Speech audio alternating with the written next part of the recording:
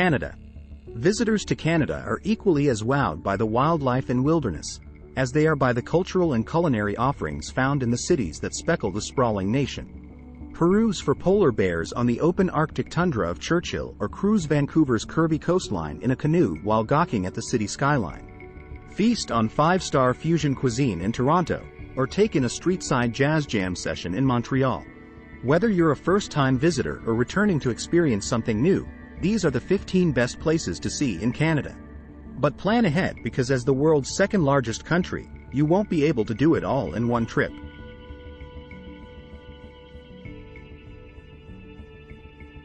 The Canadian Rockies. Best for mountain views. The sawtooth, white-topped mountains straddling the British Columbia-Alberta border inspire both awe and action.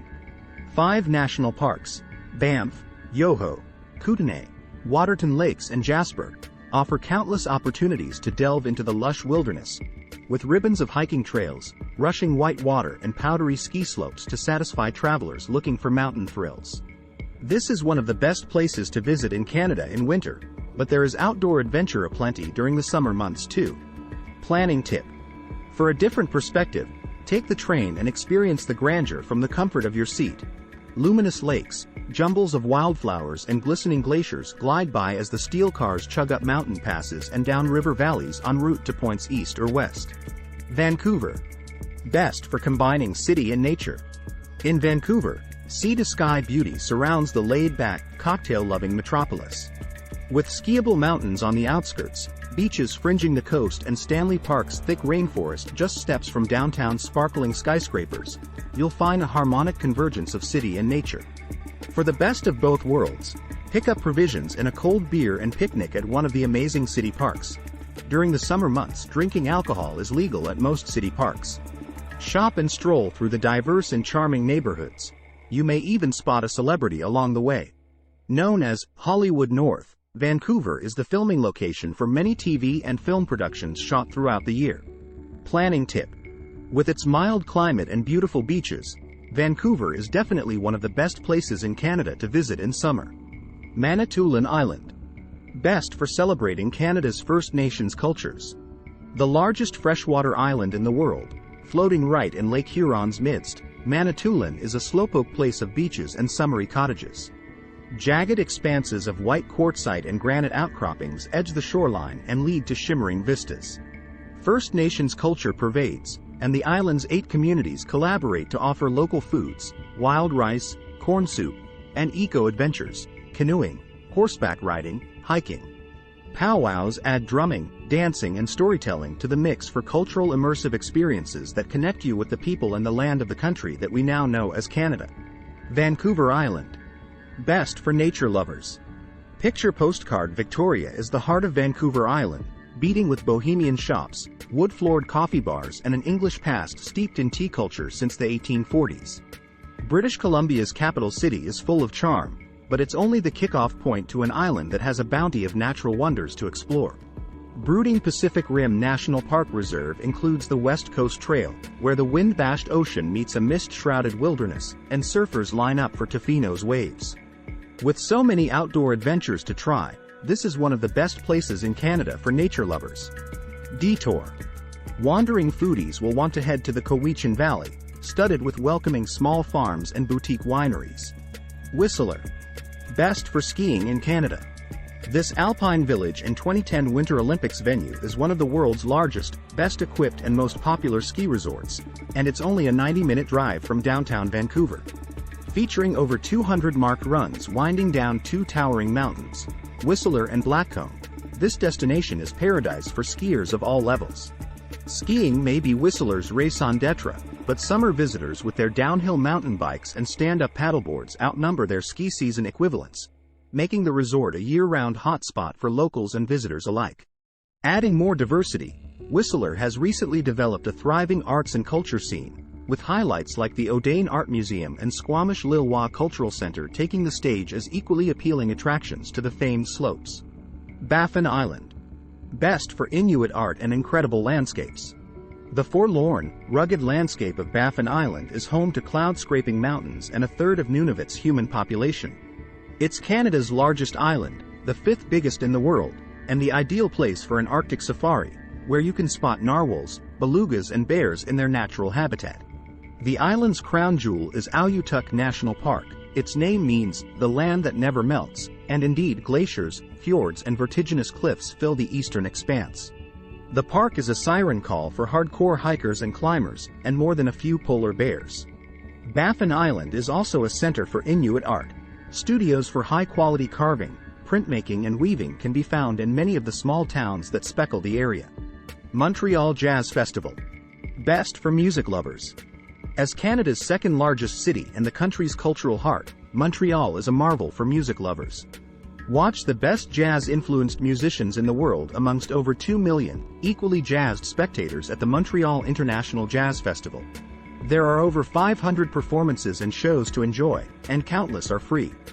B.B. King, Prince and Astor Piazzolla are among those who've performed at the 11-day, late June music festival. You may even get to join in on the fun with free drumming lessons and street-side jam sessions, as the good times roll day and night. Local tip: not into jazz? Montreal has a wide musical palette. You'll find indie, folk, classical and opera performances around the city. For live music venues and events, big and small, throughout the city. Old Quebec City. Quebec's capital is more than 400 years old, and its ancient stone walls, glinting spurred cathedrals and jazz-filled corner cafes suffuse it with atmosphere, romance, melancholy, eccentricity and intrigue on par with any European city. The best way to soak it all up is to walk the old town's labyrinth of lanes and get lost amid the street performers and cozy inns, stopping every so often for a café au lait and flaky pastry. The city is also home to Quebec's scenic highway, Route 132. Circling the Gaspé Peninsula, this road winds past the sea and the mountains, as well as charming towns. More than 700,000 people drive this tarmac each summer.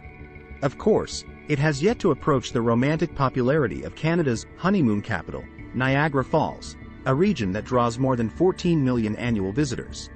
But head for the La Gaspésie, instead, young lovers. Because if you're on your honeymoon, you don't need 14 million other people hanging around. Toronto. Best for multicultural experiences.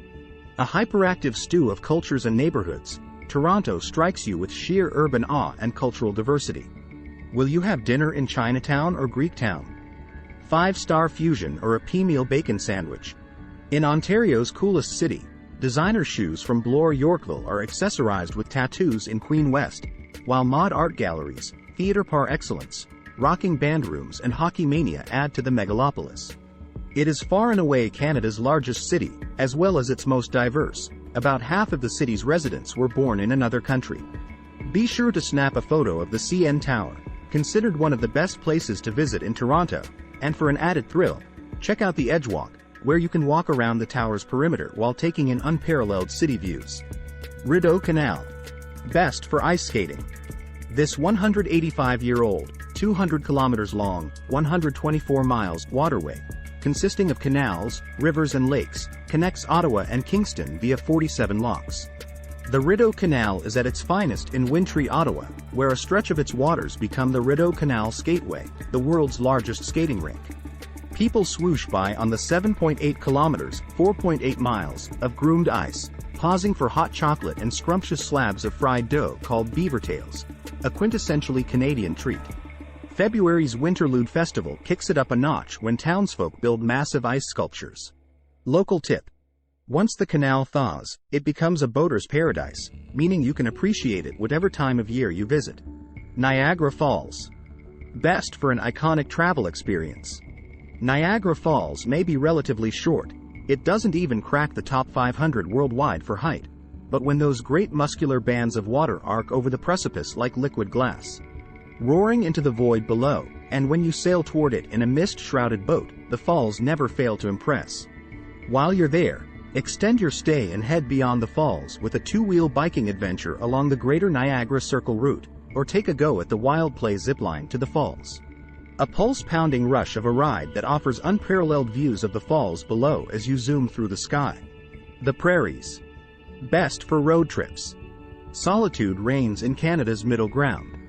Driving through the flatlands of Manitoba and Saskatchewan turns up uninterrupted fields of golden wheat that stretch to the horizon, eventually melting into the sunshine.